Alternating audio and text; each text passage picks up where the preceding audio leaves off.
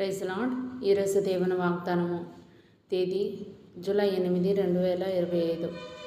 కీర్తనల గ్రంథము 22వ అధ్యాయం 8వ వచనము.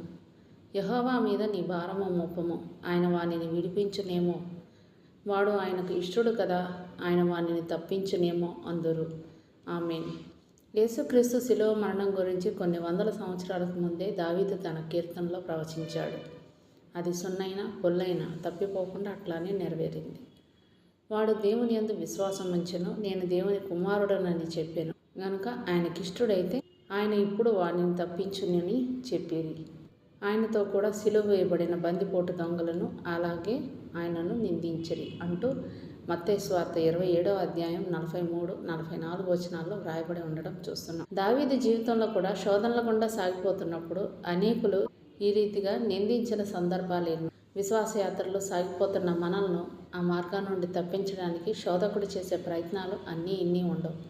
అసలు ఎందుకు ఇట్లా జరుగుతుందో మనకే అర్థం కాక తల్లడిల్లిపోతున్న సమయంలో మన శోధనలకు లోకంతోడే మనల్ని ఇంకా కృంగతీసే సందర్భాలు కూడా ఎన్నో. చర్చికి వెళ్తాం, ప్రార్థన చేస్తూ ఉంటాం. మనమే దేవునికి ఇష్టమైతే మనకి శోధనలు ఎందుకు వస్తున్నాయి అనుకుంటాం. వచ్చినా దేవుడు తప్పించాలి కదా అంటూ లోకమే కాదు మనల్ని మనం సంధించుకునే ప్రశ్నలు కూడా ఎన్నో. ఒక్క విషయం జ్ఞాపకం ఉంచుకుందాం.